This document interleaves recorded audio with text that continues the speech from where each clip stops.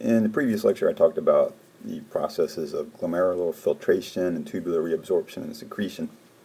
And in this lecture, I'm going to expand on that to talk about the formation and concentration of the urine. The kidneys help to maintain the osmotic properties of the body's fluids by concentrating or diluting the urine as necessary. And the osmotic properties, if you will, or the osmotic concentration, the osmolality of the body's fluids is important because it maintains the volume of the bodily fluids, which means that it maintains osmolality, the osmotic properties, maintain the blood's volume, which is important to maintain proper blood pressure. And one way we talk about the osmotic properties or osmotic concentration of a solution is in terms of osmolality. Osmolality is defined as the number of solute particles in a kilogram or a liter of water. So it's similar to molarity if you've taken chemistry, but osmolality doesn't take into consideration the identity of the solute. It doesn't matter if we're talking about glucose or ions or amino acids or whatever. It's just the number of solute molecules in a liter of water. So I won't ask you to do any calculations about osmolality or anything, but just understand that it's a number, a measurement of the solutes dissolved in a solution. The higher the osmolality, the more solute particles, and therefore the more concentrated the solution is. The lower the osmolality, the more dilute the solution is. And the osmolality of the body's fluids is normally around 300 milliosmol. Okay, so milli, a thousandth of an osmol. So the kidneys are going to concentrate or dilute the urine as necessary to maintain that osmolality of the bodily fluids at about 300 milliosmoles. That's one of the goals of the kidneys. And the structure of the nephrons, the tubules, and the capillaries around the tubules produces what's known as a countercurrent mechanism that accomplishes this. We can get a countercurrent mechanism when we have two tubules or capillaries or something of that nature where we've got fluid flowing through them in opposite directions and they're really close to each other. There are two examples of countercurrent mechanisms in the nephron. You got your countercurrent multiplier, which is the nephron loops, the ascending and descending loops, limbs I should say, of the nephron loop create what is known as a countercurrent multiplier, which creates a concentration gradient in the tissue just outside the nephron loops, the interstitial tissue. Countercurrent multiplier of the nephron loops creates a concentration gradient. And then the vasa recta, the capillaries around the nephron loop, form what's known as a countercurrent exchanger. And the countercurrent exchanger acts to maintain the concentration gradient that the multiplier created. So together, the multiplier and the exchangers create this osmotic gradient in the medulla of the kidneys. And this osmotic gradient is going to drive the reabsorption of water. It's going to concentrate the urine. So the multiplier creates the gradient, and the exchanger, the vasa recta, preserves the gradient. And then that gradient in the collecting ducts is going to concentrate the urine. So here's our countercurrent multiplier for the nephron loop. As it descends and then ascends through the medulla, it creates a concentration gradient where the osmolality of the interstitial spaces here, the interstitial fluids, increases as we go down into the medulla, about 300 milliosmoles in the cortex to as much as 1200 milliosmoles at the bottom of the loop. This is a countercurrent multiplier. And then the vasa recta, the capillaries around the nephron loop, act as a countercurrent exchanger. And their substances are going to come in and out of the blood in the capillaries in order to maintain this osmotic gradient. Then later in the process, when the filtrate gets over here to the collecting ducts, this osmotic gradient concentrates the urine as it travels down the collecting duct.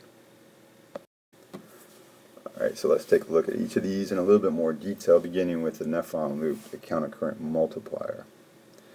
Again, we've got filtrate flowing in different directions in the descending and the ascending limbs. And there, again, if you recall from the previous lecture, there's a difference in permeabilities in the ascending and descending limb. And these limbs are really close to each other, so what comes in one limb affects what goes out the other limb and vice versa. Okay, so even though the filtrate is going to go through the descending limb first, it helps conceptually to begin by looking at the ascending limb. In the ascending limb, we don't have water reabsorption. The ascending limb is impermeable to water because we don't have aquaporins. But it is permeable to solutes like sodium. Alright, so we get sodium reabsorption in the ascending limb. That's going to, again, set up a concentration gradient that's going to draw water out of the descending limb where it's permeable to water because there are aquaporins there. And the water is going to come out of the descending limb, reabsorbing into the interstitial fluids there because of osmosis. It's following the sodium that came out in the ascending limb. Now, as the water comes out of the descending limb, because it's following sodium which came out in the ascending limb, that's going to leave the filtrate in the descending limb more and more concentrated. As the filtrate goes down through the descending limb, it reaches a maximum at the bottom of the loop, and that's because water was being lost through osmosis. So the more sodium you have in the ascending limb, the more ATP you're going to use to pump it out of the ascending limb, and therefore the more water it will diffuse out of the descending limb. That leaves the filtrate more concentrated, so when the filtrate goes into the ascending limb, again there's more sodium to pump out. So it keeps on reinforcing itself in a loop, a feedback loop. And because sodium is getting pumped out of the ascending limb filtrate is going to have a lower osmolality than the descending limb filtrate. And again, as the filtrate travels down into the descending limb, it gets further concentrated or multiplied. So here's the countercurrent multiplier that we're talking about, the nephron loop. Permeable to water in the descending limb, impermeable to ions. Permeable to ions in the ascending, but impermeable to water. So again, even though the flow is from descending to ascending, conceptually, you want to start in the ascending limb. We're pumping sodium out into the interstitial fluid here. As the sodium comes out in the interstitial fluid, it creates an osmotic gradient. Water is going to get drawn out of the ascending limb because of the sodium surrounding the tubule here. And that came from the ascending limb. Alright, so as water comes out of the descending limb's filtrate, it increases the concentration. We reach a maximum here at the bottom of the loop.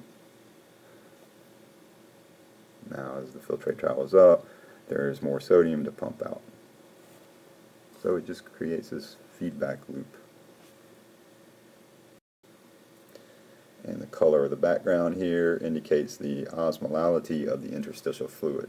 This is a fluid in the spaces outside the tubules. The reabsorbed stuff is going to make its way out of the filtrate into the interstitial spaces, or interstitial fluids, I should say, and then from there into the capillaries, the peritubular capillaries, or the vasa recta in this case. So we set up the gradient here in the ascending, and that makes the medulla go from 300 milliosmol all the way down to 1200 milliosmol down here at the bottom of the loop. And the vasa recta acts as a countercurrent exchanger. Recall that the vasa recta are capillaries that go around the nephron loop. Alright, so these are very permeable capillaries. What the blood inside is isoosmotic to the tissues that's traveling through. So we would have the same osmolality inside the capillaries as we would in the medulla. And because the vasa recta are very close to one another, so there's a hairpin churn where one branch of the vasa recta goes next to another one, where the flow of blood is opposite in the two branches. So it's exchange back and forth. countercurrent exchanger does two things. It's going to maintain the concentration gradient of the medulla, as I said, by keeping salt there in the interstitial spaces, and it gets rid of the water that's getting reabsorbed. So it takes it out the end of the capillaries back into the venous blood supply. So as the blood leaves the vasa recta, it goes out with a greater volume than it did at the beginning. We're taking away the reabsorbed water. And by doing so, we maintain this osmotic gradient here in the medulla. So this is showing the vasa recta isolated away from the tubules, but of course these wrap around the nephron loops.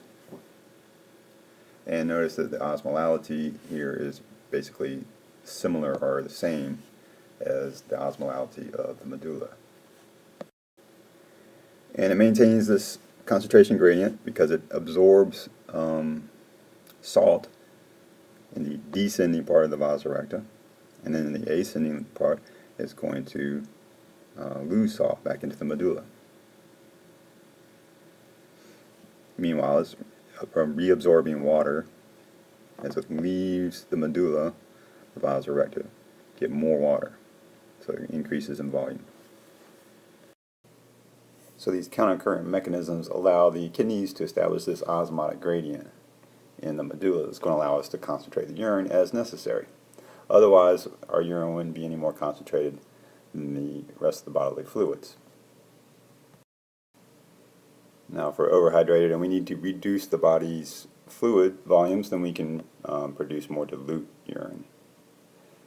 We would decrease ADH production, so that we would decrease water reabsorption in the collecting ducts, and that would make the urine much more dilute. Could also use aldosterone to remove sodium ions, which would also further dilute the urine. And if we're dehydrated, on the other hand, and we need to concentrate the urine as much as possible, then we would use antidiuretic hormone to reabsorb as much water as possible by inserting those aquaporins in the collecting duct. That's going to raise the osmolality of the urine, potentially much greater than that of the bodily fluids. So if we're overhydrated, the bodily fluids osmolality is going to drop. Things are going to get very dilute in the body. So the body's going to respond by reducing the production, or the release, I should say, of ADH. It's going to reduce the number of aquaporins in the collecting duct, so that's going to reduce the reabsorption of water. And that's going to produce dilute urine. It's going to bring bodily fluid volumes back down to where they should be and bring the osmolality of the bodily fluids back to where it should be. And then if, on the other hand, we're dehydrated, osmolality of the bodily fluids is going to be too high, we're going to use ADH to increase the number of aquaporins in the collecting duct. That's going to increase the reabsorption of water. That means water is going to come out of the filtrate of the collecting duct and back into the bloodstream. So we'll be producing concentrated urine, and we'll increase our bodily fluids and therefore bring the osmolality of the body back down to where it should be. Alright, so urea is one of the solutes that's going to help set up the osmotic gradient in the medulla. And it's one of the main reasons for having urine in the first place. It gives urine its name, of course. It's the major metabolic waste product that we're excreting in the urine. And it's how we get rid of our nitrogenous waste. Alright, so urea is one of these molecules that's going to get secreted back into the filtrate, and that occurs in the ascending limb of the nephron loop. That urea that gets secreted back into the nephron loop came from the collecting duct. So on its way down the collecting duct, urea gets reabsorbed back into the medulla, even though it's the waste product that we're trying to get rid of. The reason for that is we're going to create this loop where it goes from the collecting duct to the ascending limb of the nephron loop. So then when we get back, the filtrate gets back into the cortex. There's going to be reabsorption of water there in the collecting duct that's under the control of ADH. So that's going to leave the filtrate getting more concentrated. So there's this loop that involves urea coming out of the collecting duct back into the filtrate of the ascending limb, and then it gets concentrated as it comes back down the collecting duct, and it gets reabsorbed again. So we are excreting the urea eventually, but in the meantime it's looping around from the collecting duct back to the ascending limb. Now once the filtrate has been fully concentrated, it's going to be known as urine, and that's what we're going to excrete, of course, from the kidneys to store it in the urinary bladder. And just about all of that urine is water, even though we've reabsorbed almost all the water that we originally filtered from the plasma. That urine is still going to be mostly water, with the second highest constituent being urea, our main form of nitrogenous waste, our main nitrogenous waste product that we excrete, because nitrogen is toxic, so we don't store it in the body. There are other forms of nitrogen that get excreted as well in smaller amounts. And there are other solutes that are going to come out in the urine. The body tries to tightly regulate its ion concentrations by excreting excess from the urine. A healthy individual should be producing a clear urine with a yellowish tint, where the yellow is due to urochrome, which is a pigment that's going to be released from old red blood cells, their hemoglobin, as it gets recycled.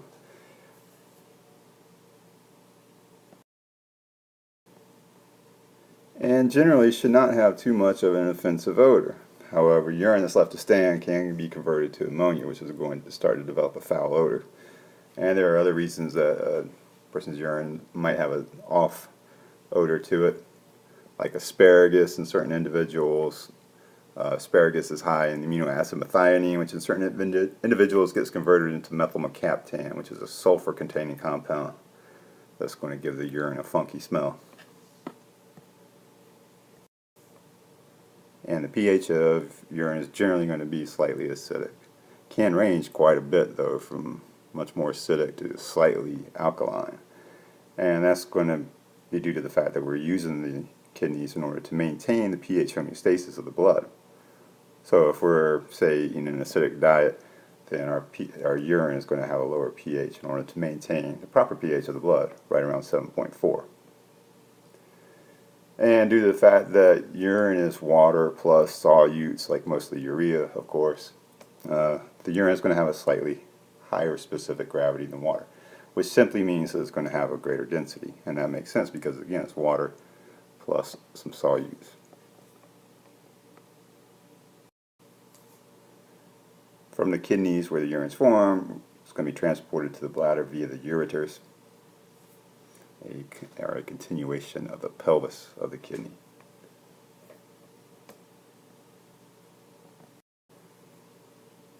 And the urinary bladder is muscular. It's also retroperitoneal, just like the kidneys and the ureters. It's a muscular sac. In the males, it's going to be superior to the prostate gland, and in females, it's in front of the vagina and the uterus. Down at the base of the bladder is an area known as the trigone.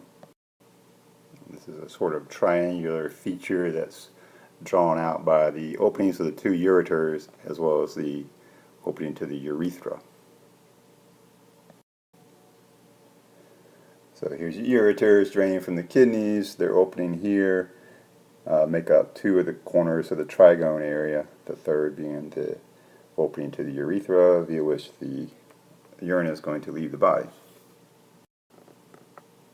In the males, the bladder sits on top of the prostate gland, and the urethra is going to travel through the prostate gland. In the females, the bladder is in front of the uterus and the vagina, and the urethra is much shorter.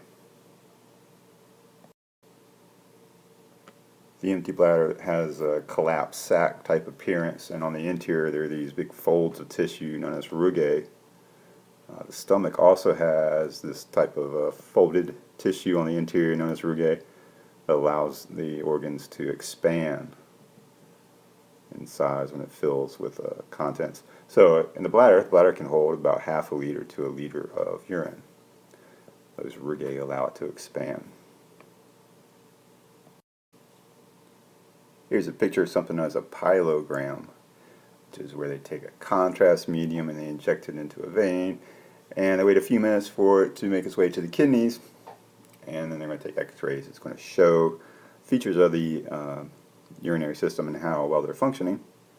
And here we can see both kidneys with minor calyces and major calyces, as well as the renal pelvis, the ureters, and the urinary bladder. So we use the bladder to store the urine until it's time to void or drain the bladder. And that's going to be a reflex that involves stretching of the bladder. So from there, the urine is going to pass through the urethra. Urethra is just a muscular tube that's going to run through the remaining tissues of the body to the external orifice, the opening to the outside. And like the ureters, the urethra is lined with epithelium. Near the bladder is transitional epithelium, which is the same that we would find in the ureters. Further from the bladder, it's going to change over the pseudostratified columnar. And then towards the opening, the orifice, we would find stratified squamous. And that makes sense, hopefully, because that's closer to the external environment, so you want something tougher and more resistant. To pass out through the urethra, the urine is going to have to go through two sphincters. And remember, sphincters are circular rings of muscles that help close off tubular structures. One's involuntary, the internal, that's smooth muscle. The external urethral sphincter is voluntary, the skeletal muscle. So thus far in the course, most of the sphincters that we've seen, like the iris of the eye, and of course capillaries, precapillary sphincters, and that sort of thing, most of those have been smooth muscle, the involuntary type of sphincters. So here we have one of each, involuntary as well as voluntary. The first one to pass through is smooth muscle.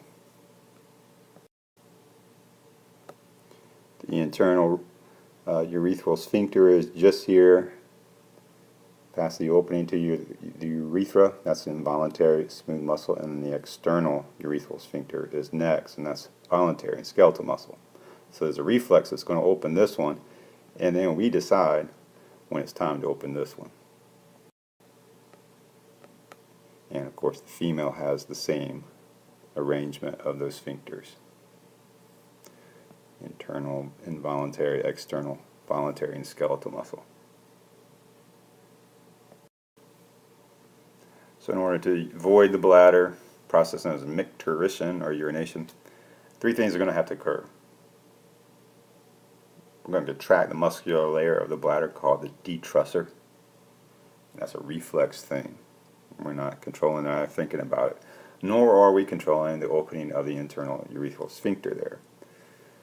So that's all voluntary. That's involuntary. That's a reflex type thing, number 1 and 2. And then number 3 is a voluntary thing. We have to think about it. So there's a decision to be made here. Are we going to open the external urethral sphincter or not?